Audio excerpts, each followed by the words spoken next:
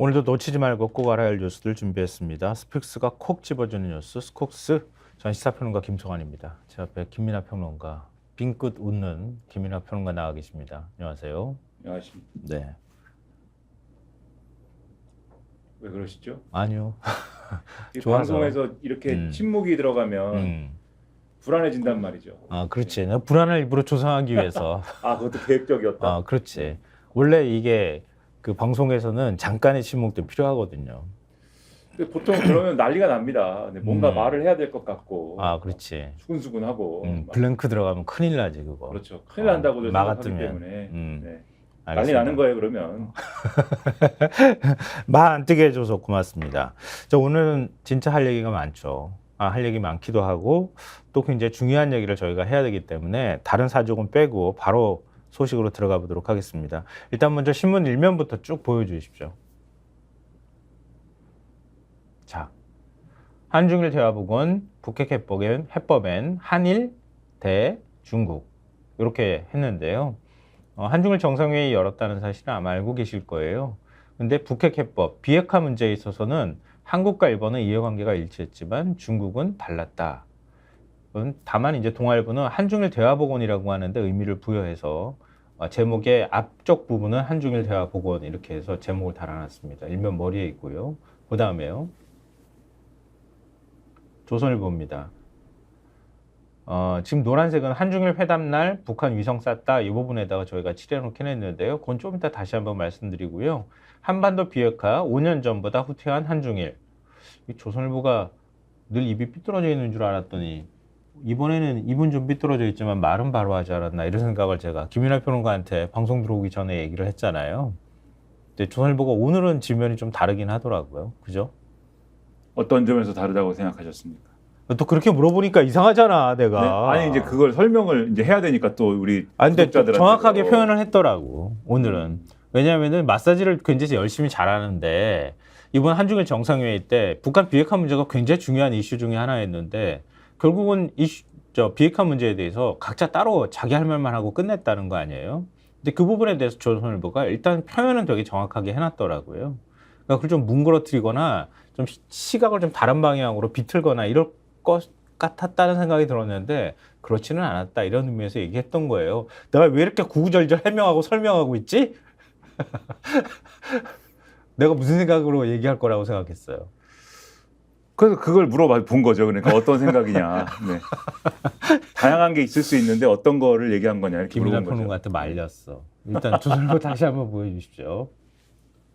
네, 저렇게 한반도 비핵화 5년 전부터 후퇴한 한중일. 그러니까 이전에 5년 전에 공동 담화문 발표하거나 그 이전에 담화문 발표했을 때는 그래도 뭔가 비핵화를 목표로 뭔가 노력하겠다거나 이런 표현들이 들어갈 수 있는데 이번에는 그런 것조차 합의를 하지 못했다. 이 부분을 일면에서 보여줬다고 하는 겁니다. 자, 그러면 그 다음에요. 자, 한국일보입니다. 한중일 만남 정례화. 동아일보하고 약간 톤이 비슷하죠. 한반도 비핵화는 온도차. 그 다음 신문요. 자, 경향신문입니다. 한반도 비핵화 합의 못한 한중일. 그렇게 했고요. 한겨레 신문요. 한중일 정상회의 정례화, 비핵화엔 입장차. 거의 비슷하죠, 톤이. 그만큼 사실 이번에 한반도 비핵화 문제에 대해서 뭔가 전향적인 합의가 있기를 기대하는 마음이 사실 있었던 거 아니에요? 근데 그 부분에 대해서는 전혀 합의를 못했다. 이런 거예요.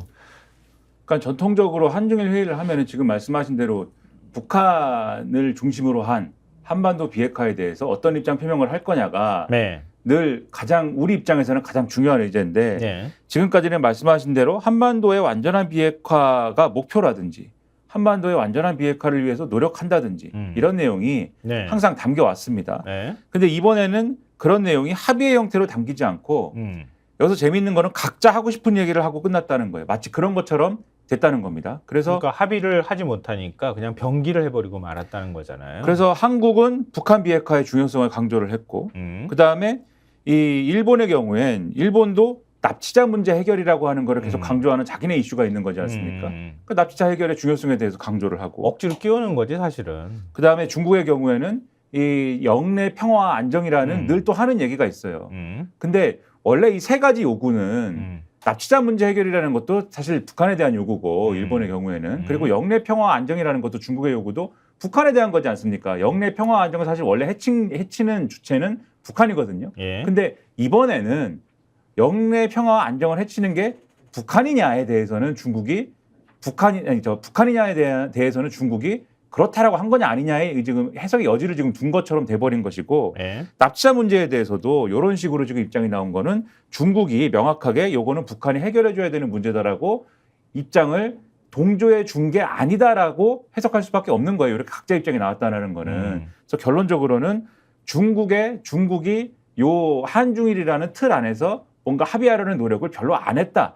이렇게 이해할 수밖에 없는 그런 상황이 됐다라고 보이는 건데 그럼 이렇게 된 원인이 있을 거 아닙니까? 그렇죠. 이렇게 된 원인은 뭐냐? 네. 그걸 각 신문들이 조금씩 이제 요 설명을 하고 있거든요. 네. 그런데 대부분은 이 결국은 미중 간의 갈등 이런 것과 관련돼서 설명을 하고 있어요. 가령 제가 좀 말씀드리면 동아일보의 경우에는 한반도 비핵화 문구에 대한 중국의 입장 변화는 미중 전략 경쟁과 신냉전 구도가 심화되는 현 상황에 따른 것으로 풀이된다. 이렇게 돼 있고 예. 정부 고위 관계자도 그 맥락에서 얘기를 했답니다. 그러니까 미중 전략 경쟁이 없었던 과거와는 세상이 많이 달라졌다. 중국 입장에서는 북한을 더 의식할 수밖에 없는 상황이다. 중국이 2023년 이후 한반도 비핵화라는 말을 쓰지 않을 정도로 북한 문제에 대해서 지금 이견이 있다. 그렇기 때문에 그런 상황 때문에 비핵화 문제와 관련해서 중국으로부터 과거와 같은 합의를 이끌어내기는 어렵다. 이렇게 얘기를 하고 있고 네. 납북자 문제 역시도 중국이 북한을 의식했기 때문에 표현이 후퇴한 것이다. 이런 해석을 동아일보 하고 있고요. 중앙일보도 마찬가지입니다. 그러한 해석을 마찬가지로 하고 있고 아까 조선일보가 입은 비뚤어졌지만 말은 바로 하고 있다고 말씀하지 않았습니까? 네.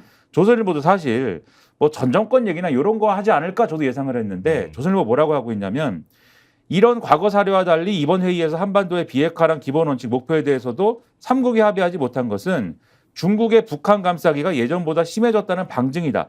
미중 갈등이 격화하면서 중국은 2021년 러시아와 함께 안보리 대북 제재 완화 결의안을 제출했고 최근에는 북한의 ICBM 발사에도 추가 제재는커녕 규탄 성명에서 거부하고 있다. 그러니까 미중 갈등이 격화되고 그러면서 북한이 러시아랑 가까워지고 그러면서 중국 입장에서는 북한을 계속 비핵화해야 돼. 이렇게 얘기할 수만은 없는 그런 사정이 생겨서 이렇게 구도를 설명하고 있거든요. 그러니까 이런 국면이 영향을 미친 거다라는 게 대개 언론 분석이고 네, 하나만 더 맞습니다. 말씀드릴게요.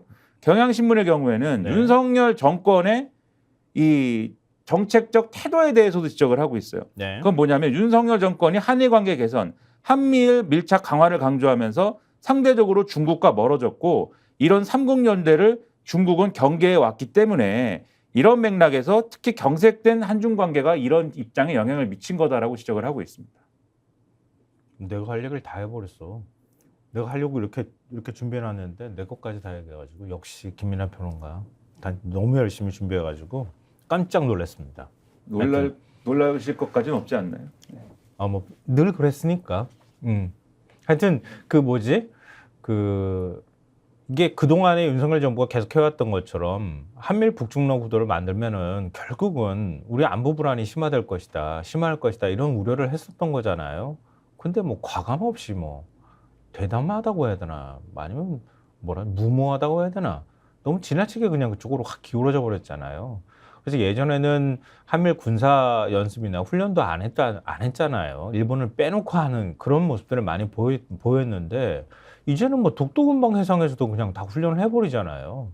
당연히 북중러 입장에서는 밀착할 수밖에 없는 상황이 만들어졌다. 근데 그런 구도가 더 고착화된 상황에서 중국하고 단순히 지금 뭐 비핵화에 협조합시다 이러니까 중국이 아 그래 뭐 우리 한국이 협조할게 이렇게 나오기는 어려운 구도였다는 거 아니야 애초부터. 근데 결국은 이제 이번에 한중일 정상회의 성과라고 우리가 굳이 얘기하자면 경제 분야. 그러니까 어제 공동성명문을 제가 읽어봤어요. 몇 차례에 걸쳐서 일부러 읽어봤는데 사실 비핵화 문제는 맨 하단에 있어. 하단에 있고 나머지 전부 다 거의 대부분은 이제 앞으로 회담, 이제 한중일 정상회의나 아니면 한중일 테이블을 좀 정례화하겠다던가 좀 더 대화나 이런 것들 많이 합시다라고 하는 일종의 이제 그런 선언적인 내용하고 그 다음에 인적 교류에 관한 부분. 그리고 청소년이나 이런 교류에 관한 부분, 그리고 관광이나 이런 것들에 대한 교류를 활성화합시다. 그래서 뭐 교류하는 인원의 목표 수치까지도 좀 정해놓고 했더라고요. 그런 점에서는 성과라고 할 수 있겠지만 안보나 외교 문제에 있어서는 거의 진척이 없었던 그런 한중일 대화다 이렇게 정리할 수 있을 것 같아요 보니까. 그리고 일본 라인 사태와 관련해서 윤 대통령이 언급한 부분들이 있었는데 경향신문에서 이 부분에 대한 지적하는 기사가 있더라고요. 경향신문 사면에도 좀 이런 기사가 있었는데 대통령이 한일 외교 관계가 별개의 사안이다 이렇게 선을 그어버렸잖아요. 근데 기시다 총리 발언 보면 어제도 우리가 얘기를 했지만 보안 거버넌스와 관련되어 있는 문제에서 우리가 행정 지도한 것이다 이렇게 얘기를 했던 거잖아요. 근데 그러고 난 다음에 오히려 전문가들 사이에서는 그렇게 손을 쫙 거버리고 나니까 정부가 앞으로는 개입할 여지가 사라진 거 아니냐 이런 우려의 목소리가 나오고 있다 이런 얘기를 좀 경향신문에서 지적을 또 하고 있더라고요. 그러니까 이 기사에 인용된 분이 위정현 공정과 정의를 위한 정보기술 시민연대 준비위원장이 있는데 네. 경향신문하고 통화를 하면서 대통령의 발언이 정부가 움직일 수 있는 운신의 폭을 좁혀버렸다. 이제 외교부도 과학기술정보통신부도 이 문제에 나서기 힘들게 됐다. 이렇게 지적을 하면서 네. 대통령은 그냥 이렇게 했어야 된다는 거예요. 보안 문제가 핵심이라면 지금 보안 거버넌스 문제 얘기하니까 보안 문제가 핵심이라면 행정지도에 포함된 이 자본관계 개선이라는 말은 지분 매각을 의미하지 않는다고 이해하겠다. 그러니까 지금 보안 거버넌스라고 얘기했으니까 이해한다고 얘기했잖아. 네 말대로 하면은 지분 매각은 확실히 아니구나.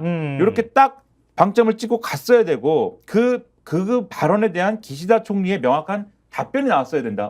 지분 매각은 아니야. 이렇게 나왔어야 되는데 그렇지 않지 않았느냐. 그 부분을 문제를 지적하고 있고요. 그다음에 이제 송기호 법무법인 수륜아시아 변호사. 이분은 약간 반쯤 정치인이신데 출마했다가 이번에 그렇죠. 네. 외교 관계와는 별개라고 한 건 대단히 잘못된 접근이다. 일본의 국제법에 맞게 제대로 해결할 것을 강력히 요구했어야 되는데 일본이 이 사태를 주도해 끌고 갈 수 있다는 잘못된 신호를 준 거 아니냐. 이렇게 지적을 하고 있고 네. 김양희 대구대 경제금융학부 교수 저희가 어제 말씀드린 내용이지 않습니까? 네. 일본에 지분 매각 요구를 안 한 거 맞지? 이렇게 할 게 아니라 했냐 안 했냐를 그렇지. 물어봤어야 된다. 그렇지. 재발 방지를 포함해서 확실하게 답변을 받았어야 되는데 전혀 그렇지 못한 거 아니냐. 이렇게 전문가들은 지적을 하고 있다는 겁니다. 우리가 어제 그래서 얘기했잖아요. 뭐라 그랬죠? 우리가 김민하 평론가가 때렸는데 뭐라고 했죠? 스쳤다 그랬나? 안 때린 거 맞지? 너 안 때린 거지? 스쳤는데 이렇게 얘기했더니 기시다 총리가 그게 주먹이 그래, 주먹이 아니라 우리 몸의 일부가 신체 일부가 너의 신체 일부에 잠시 접촉하여서 이렇게 얘기한 것이다. 그 보안 거버넌스가 도대체 어떤 의미야? 우리는 그렇게 어저께 해석했잖아요. 우리 해석이 맞다는 거를 고베야시 마키 일본 외무성 언론 보도관이 다시 확인해 주는 거나 다름없는 발언을 해놨어요. 한중일 정상회의 결과에 대해서 일본 정부가 이례적으로 내외신을 상대로 별도 브리핑을 했다고 합니다. 그래서 브리핑할 때 라인 야후 지분 매각 압박 논란을 첫 질문으로 받았다고 하는데요. 이거는 기사에는 없었던 건데 별도로 저희가 찾은 겁니다. 기사를. 기시다 총리의 발언 내용에서 부연 설명을 내놨는데 어떻게 내놨냐면요. 행정지도는 보안 시스템 관리에 관한 것으로 개인정보 유출에 대응하기 위한 것이다. 기시다 총리는 대일 투자 활성화 방침은 변함없다고 강조했고 한국 정부와 협력 소통을 원활히 지속하고 싶다고 명확히 밝혔다. 이렇게 얘기를 하면서 모기업도 위탁받는 것만이 아니라 함께 라인 야후 사태를 면밀히 검토해보라는 의도다. 특히 라인 야후가 라인 운영을 잘 통제하지 않으면 보안과 거버넌스 문제가 생길 것이라는 점에서 기시다 총리가 그런 발언을 한 것이다. 이렇게 설명했다고 하는 거예요. 이 얘기는 어떻게 풀이를 해야 되는 겁니까? 김민하 평론가. 그러니까 지금 일본에서 문제 제기를 하고 있는 방식이 지금 네이버가 기술적인 어떤 그러한 것들을 다 갖고 있는데 그 기술적인 수단을 갖고 있는데 지금 보안 관련한 그러한 문제도 네이버가 사실상 위탁받아가지고 요거를 이제 관리하고 있으니까 서버도 네이버 서버를 이용하고 있는 거고. 그렇죠. 그게 그래서 문제가 생기는 거 아니냐. 그래서 이 부분을 해소를 해야 된다라고 주장을 하면서 근본적으로 이 문제를 해소를 하려면 아예 네이버가 요 기술적인 부분을 지금 통제할 갖고 수 있는 있는 거는 방식으로 그렇죠. 가려면은 근데 기술적인 부분을 이제 갖고 있는 건 어떻게 할 수가 없는 부분들이 있으니까 그러면 아예 지분 매각을 소프트뱅크 측에 해가지고 라인야후 내에서 소프트뱅크가 통제해라 이런 뜻이잖아요. 그렇죠. 라인야후 내에서 소프트뱅크에게 지분을 넘기는 것이 방법이다라는 거를 행정지도 했다고 모두가 그렇게 알아듣고 있는데 지금 그리고 심지어 일본 내에서는 정부도 그렇게 답변을 하고 있는데 밖에 나와서만 지금 마치 아니라는 듯한 태도로 얘기하지만 사실은 또 그런 것이나 다름없는 답변을 하고 있는데 그거에 대해서도 또 비슷한 정도의 얘기를 또 이 사람은 하면서 또 비슷한 얘기를 또 해요 또. 그러니까 무지한 거야? 아니면은 무능한 거야? 아니면 너무 친하고 싶어서 눈 감아주는 거야? 다겠죠 뭐. 네. 그러니까 그래놓고 난 다음에 우리 외교 국익을 뭐 챙기니 어쩌니 이런 소리를 어떻게 하는가? 왜 이렇게 일본 앞에서만 약해지는가? 이런 생각을 좀 하게 됩니다. 아 근데 아까 제가 중앙일보 하나를 안 보여드렸는데 아 이거 실수였구나 이런 생각이 들어서 지금 혹시 중앙일보 일면 보여줄 수 있습니까? 뭔가 좀 다른 점이 있지 않으세요? 아까 일면을 저희가 쭉 보여드렸는데요. 심지어 조선동아까지 전부 다 한중일이라는 표현을 일면 제목에서 썼어요. 근데 중앙일보는 한일중이라고 하네. 착한 사람들이에요 참. 네. 시키는 대로 저렇게 말도 잘 듣고. 요즘 중앙일보가 제일 꼴통 보수 신문이 됐더라고 보니까. 제일 정부의 방침과 대통령실의 태도를 잘 따라가는 신문처럼 지금 느껴지고 있습니다. 이재용 회장께서 지침을 내려주셨나 그런 생각이 좀 의심이 들 만한 그런 상황이 아닐까 싶네요. 확실하게 하여튼 뭐 정부 편에 서 있는 중앙일보의 모습을 좀 잠깐 보여드렸습니다. 그러니까 아까 그 조선일보 일면 한 번만 더 보여주실래요? 죄송합니다. 조선일보 일면에 그렇죠. 노란색이 있을 때 한중일 회담 날 북한 위성 쐈다 이렇게 돼 있는데요. 이게 위성 쐈다라고 이렇게 돼 있는데 거기에 쏜 것만이 아니라 위성 쐈는데 실패했다 이렇게 지금 표현이 들어가야 맞는 거거든요. 동아일보 보여주시면 이게 지금 신문들이 거의 자정 무렵에 공식 발표가 나온 모양이에요. 판가리를 다 했어요. 동아일보도 지금 밑에 하단에 있는 거예요. 노란색은 위에 쳐져 있지만 하단에 보시면 북한 한중일 정상회의 당일 정찰위성 도발, 군 공중폭발 이렇게 했고요. 중앙일보도 판가리를 했고 조선일보도 판가리를 사실은 했더라고요. 원래는 위성을 쐈다고 돼 있는데 위성 발사에 실패했다 이렇게 했고요. 동아일보 사면에도 관련 기사를 자세하게 싣고 있습니다. 사면 기사 혹시 준비되어 있습니까? 아, 사면이 아니군요. 이게 관련 기사가 들어가 있는 거 보면요. 북한이 6개월 만에 정찰위성 도발을 했는데 정찰 위성 2호를 발사했지만 실패했다고 합니다. 그러니까 정찰위성 발사에 실패한 거 지난해 5월에 1차, 8월에 2차, 이번이 벌써 이제 3차 세 번째인데요. 한미 정보 자산에 공중 폭발하고 산산조각 나는 모습이 포착이 됐다고 합니다.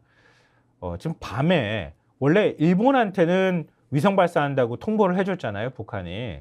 근데 통보하자마자 새벽에 기습적으로 새벽에 통보한다고 예고를 했고 밤에 한밤중에 발사를 했는데 결국은 실패했다고 합니다. 근데 왜 하필이면 한중일 정상회의 때 이걸 발사했을까? 이 부분에 대해서 신문들은 좀 관심을 갖고 있더라고요. 그러니까 그 동아일보 보도는 중국 내 2인자로 행정부 수반인 리창 총리가 방한해 한중일 정상회의가 열린 날에 북한이 군사 정찰 위성을 쏜 건 이례적이다. 과거에는 우방국인 중국, 러시아의 중요한 외교 행보가 있을 땐 군사 도발을 자제해왔다. 이렇게 전하면서요. 전문가의 코멘트를 넣어놨습니다. 한중일 협력에 균열을 내려는 의도라고 설명을 했다고 합니다. 한미일이 매우 민감하게 여기는 도발 중 하나가 정찰 위성 발사인데 이 카드를 한중일 정상회의에 던지면 한일과 중국이 서로 다른 입장을 낼 가능성이 클 것이란 북한의 판단이 작용한 것으로 보인다. 이렇게 동아일보가 해설을 해놨습니다. 그럼 과거에는 이 기사에도 나와 있는 사실입니다만 과거에는 이제 중국이나 러시아가 중요한 외교 행보할 때는 북한이 이렇게 안 했다라는 거지 않습니까? 네. 기술적으로는 지금 북한 입장에서 계속 이렇게 쏘는 게 실패할 확률은 상당히 높은 상황이거든요. 그래서 원래 이렇게 뭔가를 미사일을 쐈는데 실패하면 사실은 보통은 공개를 안 했는데 김정은 이제 국무위원장이 지난해서부터인가요? 이게 뭔가 쏘았는데 실패했다라는 거를 자기네 국민들 대중들한테 공개하기 시작했어요. 맞아요. 왜냐면은 이 쐈는데 실패한 거를 일종의 정상적 상황으로 만들기 위해서 그런 거거든요. 그 얘기는 뒤집어 얘기하면 뭐냐면 기술적으로도 앞으로도 계속 실패할 수 있기 때문에 계속 실패할 거기 때문에 이 위성 발사 시험과 관련돼서는 그래서 이제 그렇게 가는 건데 어쨌든 실패할 가능성이 높은 걸 굳이 이번에 왜 쐈느냐라고 한다면 그건 기술적 완성도를 위한 어떤 거라기보다는 외교적인 뭔가 제스처다. 이렇게 이제 해석을 많이 하는 것 같은데 그 외교적 제스처를 굳이 중국이 한중일 회의하는데 그때 쏜 이유는 뭐냐? 결국은 중국에 대한 어떤 불만 표시로 볼 수밖에 없는 거 아니냐? 중국 눈치 안 보겠다. 그리고 이 중국에 대한 어떤 불만 표시라는 거는 한중일 회의에서 예를 들면 지금 우리가 쭉 관심 가졌던 북한에 대한 비핵화나 이런 거를 뭔가 요구하는 그런 제스처가 나올 것에 대한 경계심 하나, 그런 경계심 하나, 그런 거 하지 마라. 이런 거 하나. 그다음에 결국 또 어쨌든 중국 입장에서는 미중 간의 갈등이나 이런 것들의 돌파구를 만들기 위해서 그게 일본이든 한국이든 뭔가 밀착 행보를 경제적으로는 갖고 갈 수밖에 없는데 일종의 일정 부분 협조가 필요한 상황이기도 한 거죠. 그렇죠. 그것에 대한 나름대로의 이 견제구.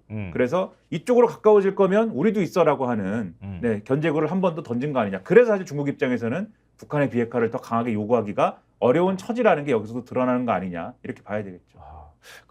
러시아 기술진이 입국 북한으로 들어갔다라고 하는 얘기가 있었거든요. 그게 이제 위성 발사와 관련됐을 것이다 이렇게 추정을 했는데 일단 뭐 러시아 기술진이 들어갔는데도 실패했다고 하는 건 어느 정도 뭐 기술 이전을 해줬는지 모르겠지만 기술 이전을 해줬다고 한다면 그게 성공한 것은 아니다 이렇게 평가할 수는 있겠지만 어쨌든 북한은 러시아하고 굉장히 밀착하는 모습들을 계속 보이고 있다.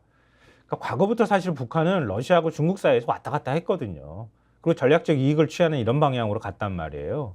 그러니까 한때 러시아하고 굉장히 사이가 안 좋았다가 중국하고 가까이 갔다가 지금 다시 중국하고 조금 거리를 두고 러시아하고 가까이 가는 이런 모습을 보이고 있다고 하는 거죠.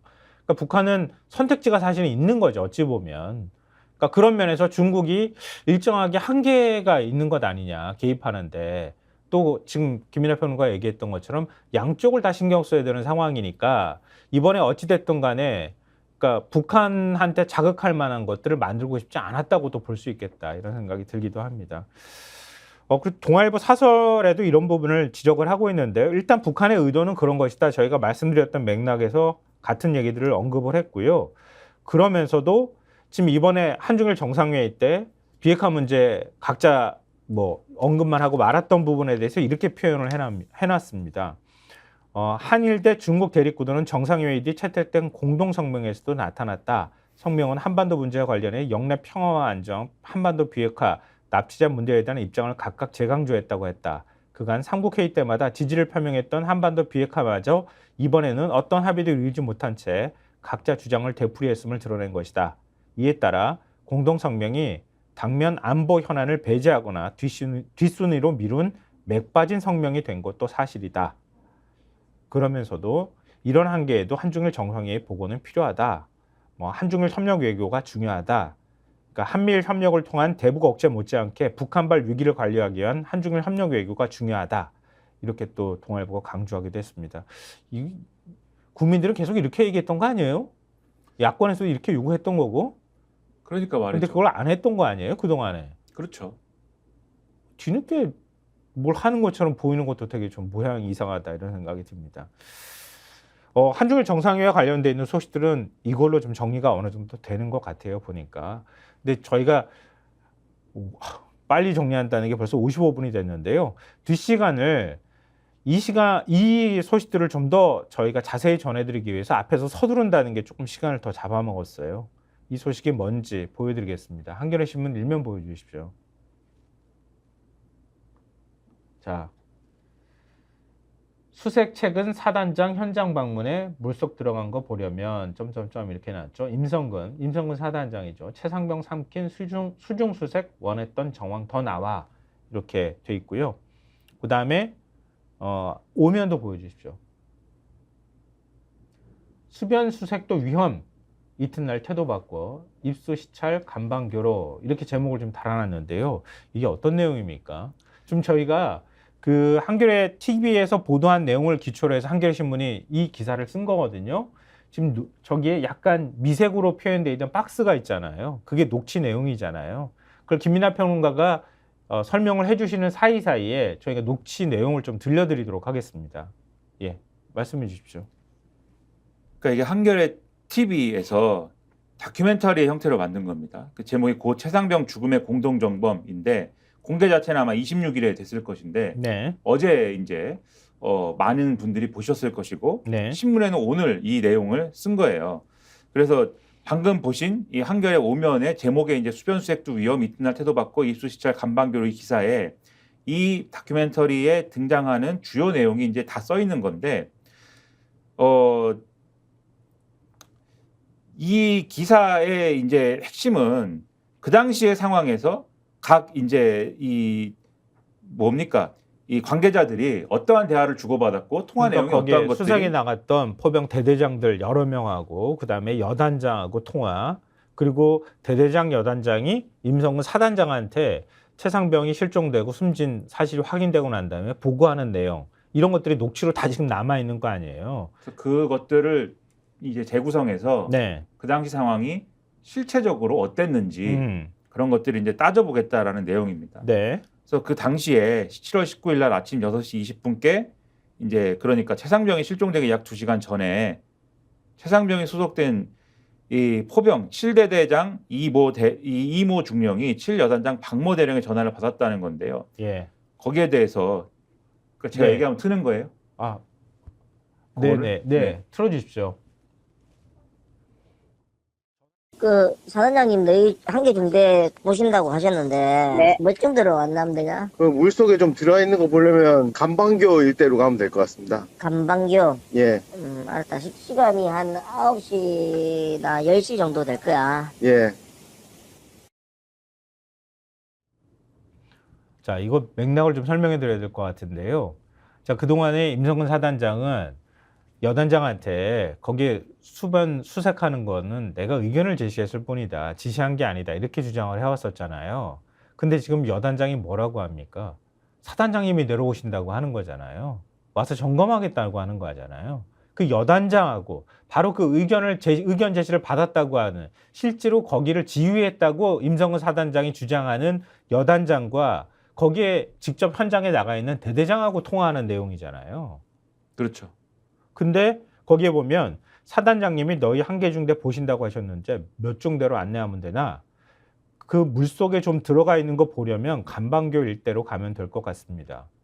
물속에 들어가 있는 걸 사단장한테 보여준다는 거 아니에요? 보여준다는 게 핵심입니다. 거기가 수색하던 곳 아니에요. 차상병이 실종되고. 보여주기 위해서 거기로 가야 되고 거기서 수색을 하겠다라고 얘기하는 게 이 대화의 핵심이고, 그 다음에 그렇게 이제 생각을 하고 있었는데, 근데 하루 전인 7월 18일만 해도 현장 지휘관들의 판단, 이거 안 되겠다라는 생각이었다는 거예요. 네. 왜냐하면은 이제 폭우로 수중과 수변의 구분이 어려울 정도로 수위가 높아졌기 때문인데, 현장 상황을 파악한 뒤에 포병 11대대장하고 7대대장이 이런 대화를 나눕니다. 네. 한번 들어보시죠. 야, 이거 수변을 어떻게 내려가냐? 못합니다, 선배님. 이거 하면 안 됩니다. 위험합니다. 참다. 이거. 그 장화 신고 들어가면 지금 못하고 물이 더 빠져야지 수색 장치를 할 수 있을 것 같고 와, 이거 뭐, 위험합니다. 예, 내가 우선 7회단장하고 통화해볼게. 예, 사진 보내드리고 통화하는 게 나을 것 같습니다. 예. 저 포칠 대대장이 아까 여단장하고 통화한 사람이잖아요. 그러니까 사단장님이 내려오신다는데 여단장이 어디로 보여드리면 되냐? 그랬더니 포칠 대대장이 간방교 그쪽으로 가시면 될 것 같습니다. 거기 수변에서 지금 수색을 할 테니까요. 이렇게 얘기를 했던 당사자인데, 하루 전만 해도 포칠 대대장이 이거 선배님 이거 들어가면 안 됩니다. 못합니다. 위험합니다. 물속에 사병들 들어보내면 안 됩니다. 이렇게 11대대장끼리 자기 대대장들끼리 논의를 했다는 거 아니에요.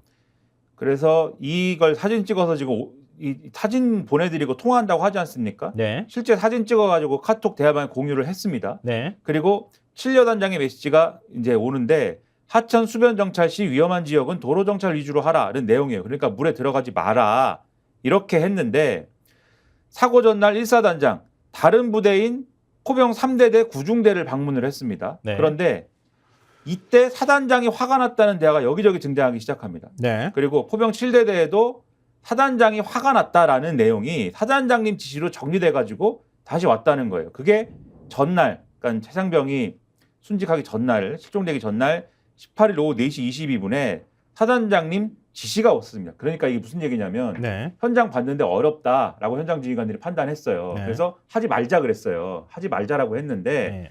다른데 사단장이 갔는데 다른 데를 보고 나서, 다른데 이 현장 수색을 할 준비 태세를 보고 나서 사단장이 뭐가 마음에 안 들었는지 무슨 일이 일어난 거예요, 거기서. 그래서 그 부대에서 야, 사단장님이 화가 났어.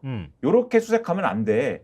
지금 우리의 태도로는 안 돼. 라고 하는 얘기가 다른 부대로 막 전파가 된 겁니다. 네. 그 내용이 뭐냐? 사단장님 지시, 예. 전술적이지 않고 어수선하고 간부의 역할이 보이지 않고 밀집된 지역에서 분산되어 주차하고 간부들이 솔선해서 통제할 것 괄호 열고 특히 포병부대. 사단장님 오면서 경례 미흡 특히 0930 9시 30분 얘기하는 거겠죠. 네. 전개한 부대 포병이라는데 그렇게 지휘하는 부대장은 현 시간 이후 현장 지휘 똑바로 할 것. 뭐 이렇게 이걸 다 얘기 말로 했을 거 아닙니까? 그렇죠, 그렇죠. 따다다 했을 예. 거 아니에요. 예. 작전 효과를 증대시키기 위해 개개인의 경계 구역을 나누고 4인 1개조로 책임주로 찔러가면서 확인할 것. 괄호 열고 일렬로 비효율적으로 하는 부대장이 없도록 바둑판식 수색 정찰을 실시할 것.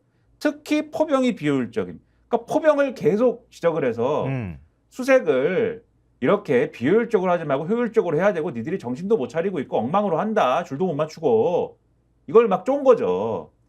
이미 다른 데서 수색하고 있는 걸 현장을 보면서 그럼 다음날 해야 되는 포병 7대대는 어떻게 생각을 하게 되냐. 바둑 방식으로 찔러보면서 수색해야지. 그렇죠. 엄청난 압박을 받을 거 아닙니까? 예. 이 상황에 대해서 7대대장의 변호인 김경호 변호사가 이렇게 얘기합니다. 일렬식, 그러니까 지금 사단장님이 비효율적이라고 한 일렬식은 서로 붙어있기 때문에 옆에 사람이 쓸려가려고 하면 잡아줄 수가 있다. 그런데 바둑판식은 떨어져 있기 때문에 실족 시에 구조가 어렵다. 근데 이게 뭐냐? 1사단장님의 지시사항이에요. 안 할 수 있습니까? 그리고 같은 날 저녁에 포병 11대대장이 현장 지휘소가 있는 예천 스타디움에서 1사단장하고 7여단장의 통화를 옆에서 들었는데 네. 사단장님이 화를 내고 있다는 메시지를 포병 대대장들이 모인 카톡방에 지속적으로 보냈다고 합니다. 근데 이 화를 내고 있다는 메시지가 뭐냐? 놀러 온 게 아니다. 똑바로 군인의 본분을 다해야 된다. 이상 사단장님의 지시다. 좀 전에 전화 와서 이걸 엄청 강조했다. 지금 사단장님이 전화 지시 중이다. 그러니까 사단장님이 오셔가지고 다 똑바로 해라라고 이렇게 얘기하는 게 포병 대대장들에게 쭉 전파되는 상황이 오후까지 저녁까지 계속 이어진 거예요. 그리고 결국 이 사단장의 이러한 화는 최상병 실종 약 1시간 전인 7월 19일 아침 7시 20분에 포 11대대장을 통해서 포 7대대장에게 전달이 됐습니다. 그게 이제 어제 사단장님이 엄청 화를 많이 냈대. 네. 네가 만약에 사단장님하고 조우를 하면 3대대하고 7대대가 간방교 인근에 병력을 집중 투입해서 수변 일대를 확인하고 있다. 이렇게 보고되는 모습이 될 수 있게 해주라고 이렇게 조언 내지 뭐 이런 걸 합니다. 지금 사단장님 화가 났으니까 네. 네가 잘해야 돼. 옆에서 이렇게 얘기합니다. 그래서 결국 어떻게 됐습니까? 이게 결국 순직 사건으로 이어졌다. 이런 내용이고 그러니까 하도 이렇게 사단장이 화를 내가지고 이렇게 해라라고 얘기를 하니까 공보 정훈 실장이 병사들이 허벅지까지 입수해서 실종자 수색을 하고 있는 사진이 담긴 언론 보도를 보고받았다 그래요. 그러니까는 사단장님이 이렇게 그렇죠. 지시하셔서 언론이 이렇게 보도하고 있습니다. 그렇죠. 지금 물에 다 들어갔습니다. 병사들이 물에 다 들어간 게 언론에서도 이렇게 보도하고 있습니다. 사진이 언론에 물에 들어간 게 나왔습니다. 그래서 그러니까 사단장님이 이 사단장이란 작자가 뭐라고 얘기해요? 훌륭하게 공보 활동이 이루어졌구나. 이게 그 당시에 많이 보도가 됐죠. 아마 많은 분들이 공문을 하셨을 텐데 네. 다만 이 기사에 이렇게 주가 붙어 있습니다. 사단장은 그 사진을 사고 발생 이후에야 봤다고 주장. 뭐 이렇게 사고 돼 발생 있는데. 이후에 봤는데 훌륭하게 공보가 이루어졌구나 이렇게 답변을 했어. 그렇다고 사병이 합니다. 숨졌는데 네. 실종되고 최상병 실종을 보고받을 당시에는 현재 상태 어떠냐? 그 친구가 수영을 할 줄 아느냐? 이런 질문만 했고 이후 통화에서도 생존 장병들에 대해서 지금 다 어디 있느냐?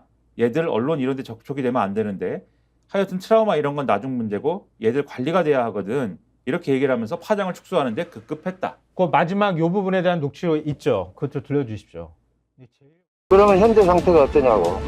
현재 그 친구는 안 보이고 나머지 찾고 있습니다. 알았다. 예. 그 얘들 지금 다 어디 있냐? 그럼 5명은? 지금 그 간부는 여기 현장에 있고 애들은 버스에 타 있습니다. 그 얘들 언론 이런 데 접촉이 돼서는 안 되는데. 그 하여튼 저 트라우마 이런 부분은 나중 문제고 애들 관리가 돼야 되거든. 어떤 식으로 관리가 돼야 되겠냐? 일단 좀 시원한데 차 안에 있으면서 좀 달래주고. 언론밖에 생각을 안 하는 사람이군요. 그러니까요. 그러니까 저렇게 뻔뻔하게 거짓말도 하고 그러는 거죠. 이렇게 드러났는데도 자기는 지시 안 내렸다고 주장할 수 있을까요? 그리고 언론을 이렇게 신경 쓰고 언론만 생각한다는 거는 뭡니까? 왜 언론을 생각할까요? 우리나라의 언론을 걱정해서일까요? 보도 현실을 걱정해서일까요? 아니죠. 승진 걸려있을 그렇죠. 때문이지. 자기의 안위, 나의 미래, 나의 인생 이게 제1의 가치인 분인 것 같아요. 이분은. 그러면 지금 당장 내가 책임지게 생겼다.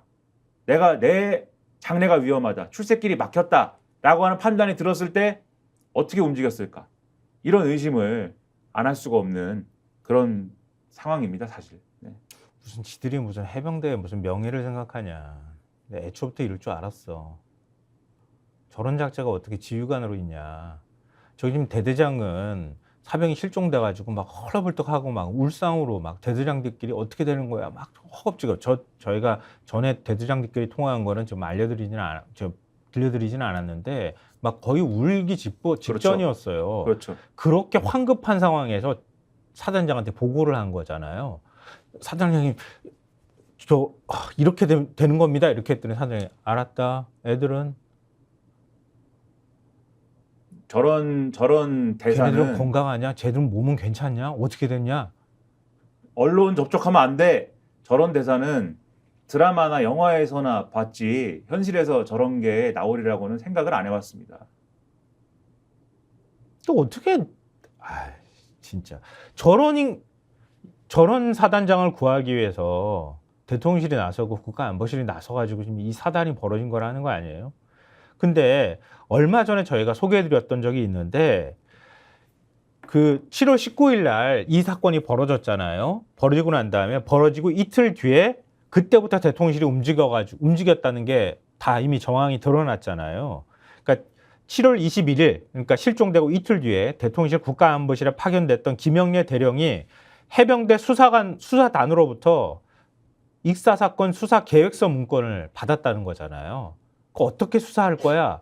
어떻게 수사하는지 계획서 제출해. 그렇게 가지고 받았다고 하는 거예요. 그러니까 그 수사단이 임성근 그 사단장 등 혐의자 8명에게 업무상 과실치사 혐의를 적용한 수사 결과를 경찰에 이첩하겠다고 보고한 다음 날인 7월 31일 이종석 국방부 장관이 도란 경찰 이첩 보류를 지시를 했잖아요. 그리고 7월 30일 그 하루 전에 대통령 VIP 경로가 있었다고 하는 국가안보실 회의가 있었고, 그죠? 그리고 수사단에다가 자꾸 수사 자료를 달라고 하니까 수사 자료는 줄 수 없어서 그런 전례도 없고 양식도 없어서 그래서 언론 브리핑 자료를 줬다는 거잖아요. 근데 언론 브리핑 갑자기 돌연 7월 30일 날 대통령 VIP 경로가 있었다고 하는 국가안보실 회의 열리고 난 다음에 브리핑 돌연 취소시키고 그 다음날 7월 21일 이종섭 장관이 경찰 이첩 보류 지시했다는 거잖아요. 근데 뭐가 이상하지 않아요? 이렇게까지 했는데도 불구하고 아니 사병이 숨지고 이틀 뒤에 대통령실이 막 국가안보실이 이 수사에 개입한 이유가 뭐였을까? 왜 수사 계획서 제출하라고 하고 했을까? 그래서 지금 박정훈 대령 변호인 쪽에서 사전에 로비가 있었던 거 아니야? 이런 얘기를 하고 있는 거잖아요. 로비가 있어서 뭔가가 대통령 움직인 뭔가가 있지 않았을까? 그렇지 않고서야 어떻게 이렇게 될까? 왜 대통령이 경로를 할까? 이해를 할 수가 없다. 이런 얘기가 나오고 공교롭게 그 경북경찰청의 수사 자료가 이첩된 거를 다시 회수했던 날이 8월 2일이거든요. 8월 2일 날 대통령이 저도로 여름 휴가를 떠납니다. 그리고 8월 6일 날 복귀를 해요. 9일. 8월 8일 날 복귀를 해요. 네. 8월 8일 복귀하고 9일 날이 대통령의 그렇죠. 업무를 시작하는 그렇죠. 날이었어요. 네. 그때 이종섭 장관이 대통령한테 보고해야 된다 그랬다면서요. 이 사건에 대해서. 그렇죠. 그래서 김계한 해병대 사령관이 그때까지 요걸 미뤄야 된다. 그 사이에 잼버리 사태 있었던 것도 아마 많은 분들이 기억하실 거예요. 그 휴가지에서 잼버리 사태 챙기고 그랬던 거. 그 저도에서는 해병대 1사단 중대가 저도 또 경비를 맡았다고 합니다. 무슨 일이 있었던 거야 대체? 이래서 특검을 못하겠다고 이 난리를 치고 있는 건 아닐까? 이런 의심을 갖게 만드는 정황들이 소속 드러나고 있다고 생각해요. 오늘 경향신문을 보면 제목이 이종섭, 김계환의 텔레 확인 바람 카톡 비밀 대화 있었나 이 대목이 맞아요. 있거든요. 기사에도 그것도 있죠. 근데 이게 정확하게 무슨 내용인지는 알 수는 없습니다. 이 기사를 네, 보면. 맞아요. 근데 이제 의심되는 게 있는 거죠. 그러니까 이종섭 전 국방부 장관이 지난해 8월 달에 박정훈 전 해병대 수사단장에 대한 항명수사가 본격화됐을 당시인 8월에 김기한 해병대 사령관에게 텔레그램 메시지를 확인하기 바란다라고 카톡 메시지를 보냈다는데, 그러니까 이게 정확하게 지난해 8월 5일 오후 5시 40분입니다. 그러니까는 텔레그램 메시지를 확인해라라고 카톡 메시지를 보냈다라는 거는 카톡으로는 해서는 안 되는 얘기를 그치. 했나 보죠. 그렇겠지. 그렇죠? 그래서 8월 5일. 그렇죠. 텔레그램 메시지를 보내고서는 확인해라. 텔레그램 메시지를 확인해라라는 걸 카톡 메시지로 보냈다. 그런데 이 내용은 포렌식에서 확인이 안 된답니다. 그렇다면 텔레그램이니까. 그렇죠. 네. 왜 확인이 안 될까? 텔레그램 메시지에서 대화한 내용은 김기한 사령관이 지웠다. 폭파시킨 거죠, 아예 방을. 그렇죠. 지울 만한 내용이었다. 네. 그리고 애초에 이런 식의 소통은 거의 이루어지지 않는다. 장관과 해병대 사령관 사이에. 그래서 의심된다. 한겨레 신문의 사설에서도요, 임성근 사단장의 그 장병들의 생명 안전보다 사고가 언론에 어떻게 비칠지부터 걱정했다. 지휘관으로서 기본적 자질조차 의심되는 태도다, 이렇게 비판을 했고요. 지금 이게 최상병 사건 수사의 외압 의혹의 핵심이 대통령실과 국방부가 전방위적으로 움직였다는 거다. 더군다나 임 사단장을 보호하기 위해서 그렇게 했던 건데, 지난해 7월 30일 임종섭 장관이 해병대 수사단 수사 결과를 보고받으면서 임 사단장을 현장 지휘에서 배제하는 조치를 승인해놓고 하루 만에 정상 출근시키라고 말을 바꿔 지시를 했고, 대통령 경로가 있었다는 대통령실 수석보좌관 회의가 열린 날이다. 바로 그날이. 이 장관은 같은 날 우즈벡으로 출장을 갔는데, 현지에서 이 장관의 군사보좌관이 해병대 사령관에게 연락해서 임 사단장의 정상 근무 여부를 거듭 확인하기까지 했다. 장관 윗선이 관심이 아니고서는 설명하기 힘든 일이다. 이렇게 사설은 쓰고 있고요. 임 사단장은 최상병 사망 원인과 수사 외압을 규명하는 데 핵심 인물이다. 하지만 경찰은 사건 발생 10달이 지나서야 소환 조사했다. 수사 의지가 있는지 의문스럽다. 특검이 필요한 이유다. 이렇게 사설에서 지적하고 있습니다. 그러니까 여기도 보면은 이종섭 장관이 해외 출장을 가서도 계속 챙기지 않습니까? 임성근 사단장을. 이거 왜? 계속 챙기죠? 그리고 텔레그램을 보내서 그러면 뭐였을까 그건. 해병대 사령관한테. 이종섭 장관이 직접적으로 해야 되는 말, 뭔가 지시사항인데 그런 게 다 뭐였을까? 결국 이 사안에 관련된 거라고 생각할 수밖에 없는 거죠. 그러니까 지금 VIP 경로 어디서 얘기 들었는지 김기한 사령관 입도 굉장히 중요하잖아요. 김기한 사령관도 뭘 해병대 무슨 조직 보훈이 어쩌니 욕 나올 뻔했다. 헛소리 하지 말고 그냥 얘기하라고. 그게 해병대 명예를 위한 거라고 얘기해주고 싶네요. 그 텔레그램이나 이런 것들 다 받은 당사자잖아요. 왜 이렇게까지 해야 되는 겁니까? 도대체 해병대가 왜 이런 데 휩쓸려 들어가야 되는 겁니까? 이해할 수가 없네. 그리고 이런 현실에 대해서 오늘 특검을 어쨌든 이제 재의결을 해야 되지 않습니까? 그러게 말이에요. 잘 생각해서 좀 판단들을 했으면 좋겠어요, 정치인들이. 국민의힘 의원들이 진짜 제대로 정신 바뀌고 정말 상식이 있다고 하면 이걸 어떻게 거부할 수가 있겠습니까? 그러니까 말이에요. 정권 옹위를 위해서 그냥 전의부대로 나서면 모를까. 자, 한국일보 일면 보여주십시오. 그런데 이탈표가 자꾸 늘어나고 있어요. 저 아래 하단에 있어서 잘 안 보이실 것 같은데요. 최상병 특검법 여 이탈표 5명. 한 명이 더 늘어난 거잖아요. 야당에서는 12명 더 막판 설득전을 벌이고 있다. 이런 얘기입니다. 그리고 동아일보 오면도 보여주십시오. 여당 특검 찬성 더 늘면 타격, 표 단속. 지금 뭐 전방위적으로 아주 그 난리가 아닌 모양입니다. 야당은 국민 두려워해야 압박하고 있다. 이런 상황을 동아일보가 전하고 있습니다. 그러니까는 비례대표인 국민의힘 김근태 의원이 특검법 찬성 의사를 밝힌 거 아닙니까? 네. 그래서 이제 특검법에 찬성 의사를 밝힌 국민의힘 의원이 5명이 된 거죠. 이 김근태 의원은 지금 이제 공정과 상식이라는 어떤 가치가 훼손됐다라는 그런 취지에서 이걸 지키려면 특검법에 찬성해야 된다라고 어제 주장을 했는데, 네. 근데 오늘 오전에 특검법 찬성 기자회견을 또 한대요.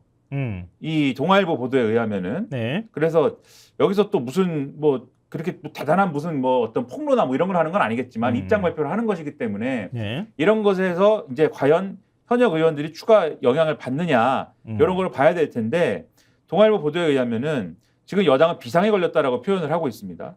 그러니까 공개적으로 찬성 의사를 밝힌 의원들에 더해서 22대에서 활동하지 않는 의원 58명 중에 찬반 입장을 정하지 못한 의원이 최소 5명이 더 있는 상황에서 두 자릿수 이탈표 가능성이 높아지고 있기 때문이다.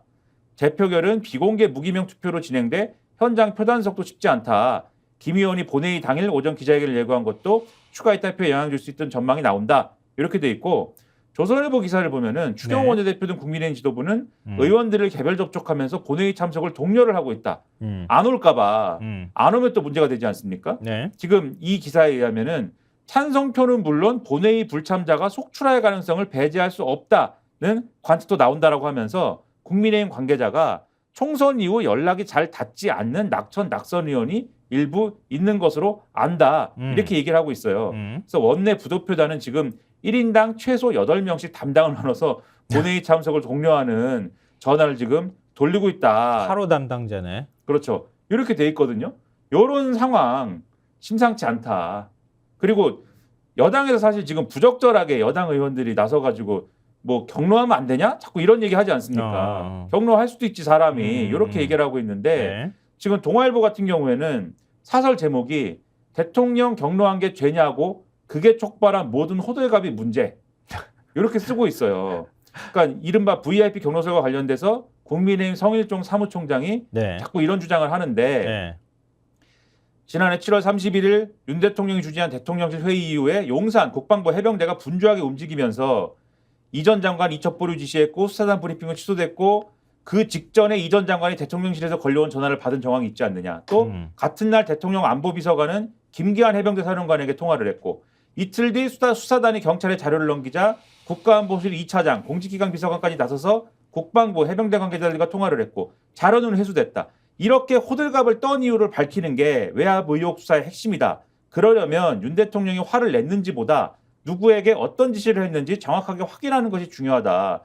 이후에 법리를 검토해서 위법 여부를 판단해야 될 일인데 경로가 죄냐는 성 총장의 발언은 윤 대통령의 경로 자체가 외압의 본질이고 처벌 대상인 것처럼 왜곡하는 것이다. 법적 쟁점을 흐리려는 의도로 비칠 수 있다.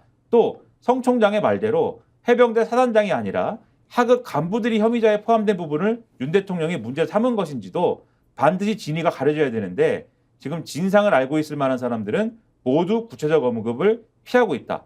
이들의 침묵과 회피는 용산과 군이 뭔가를 숨기고 있는 거 아니냐라는 의심을 더욱 키울 뿐이다. 그러니 특검을 해야죠. 이 사설대로면. 맞습니다. 국민의 이거 의원들이 거부할 사설을 수는 읽으세요. 네. 아무리 읽기는 할 거예요. 읽기는 할 텐데 속으로 뜨끔뜨끔하면서도 살아야 되니까 아마 그런 선택들을 하지 않을까 싶은데요. 근데 오늘 국회 본회의 때 원래 그 연금개혁안 처리한다고 얘기를 했었던 거잖아요. 근데 연금개혁안은 결국 22대로 넘어가게 되는 거죠. 결국 뭐 국민의힘하고 어제 민주당하고 그 원내대표끼리 만났다고 하는데 서로 합의가 이루어지지 못했던 모양이에요. 경향신문 일면 보여주십시오. 자, 연금개혁 결국 22대 국회로 오늘 본회의는 예정대로 이렇게 일면에서 쓰고 있고요. 한겨레 신문 3면도 보여주십시오. 여당 막판까지 어깃장 21대 국회 연금개혁 처리 물 건너가. 저희가 방금 전에 얘기 나왔던 것처럼 협상을 시도했지만 끝까지 추경호 원내대표가 뭐 구조개혁이 먼저다 이런 식으로 해서 22대 국회 제일 먼저 처리하겠다, 뭐 속도를 내겠다 이런 얘기를 하고 있지만 이건 뭐 어디까지 구두선일 것 같고요. 한국일보 5면도 보여주십시오. 자, 22대 국회에서는 더 어려워져 연금개혁, 여당 일각, 모수개혁 받자 이렇게 얘기를 하고 있다고 하는 거고요. 자, 여기까지는 그냥 저희가 보여드리는 걸로 할게요. 지면을. 중앙일보 3면 보여주십시오. 이슈 끌려다니는 여의도 야당 국민의힘 22대는 더 암울 이렇게 되어 있는데요. 요 기사 내용을 조금 소개해드리면 어떨까 싶어요. 그러니까 여의도 야당이라고 하는 표현을 썼어요. 국민의힘은 야당 같다 이거 아닙니까? 그러니까 여기서 이제 여의도 대통령이라는 얘기도 나오는데, 예. 그러니까 정치권에서 김대중 정권 당시에 사실 그때 이제 야당이 셌다 한나라당이. 그렇죠. 근데 그 당시에 이회창 총재 별명이 여의도 대통령이었는데 그 별명이 되살아났다 이번에.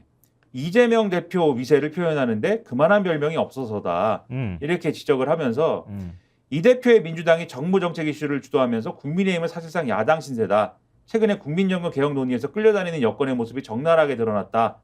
그리고 이게 윤석열 정부의 3대 개혁 중 하나고 120대 국정과제 중에 42번째 인데 네. 그리고 윤 대통령이 지난 22일 국민의힘 비례대표 초선 당선인과의 만찬에서도 개혁만큼은 확실하게 하겠다. 인기와 상관없이 할 일을 하겠다라고 얘기를 했는데 하지만 정작 21대 국회 막판에 연금개혁 논의를 타오르게 한 거 이재명 대표다. 이렇게 지적을 하고 있고 오히려 연금개혁의 첫 단추를 끼워야 한다는 여론이 높아지면서 여권의 입지가 더 옹색해지고 있다.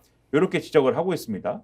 그리고 이것뿐만이 아니라 지금 종합부동산세 완화 문제 이게 원래는 여권의 핵심 어젠다였는데 네. 이것도 민주당이 요새 1주택자 종부세 폐지라는 근본적인 개편 문제를 들고 나오고 있다.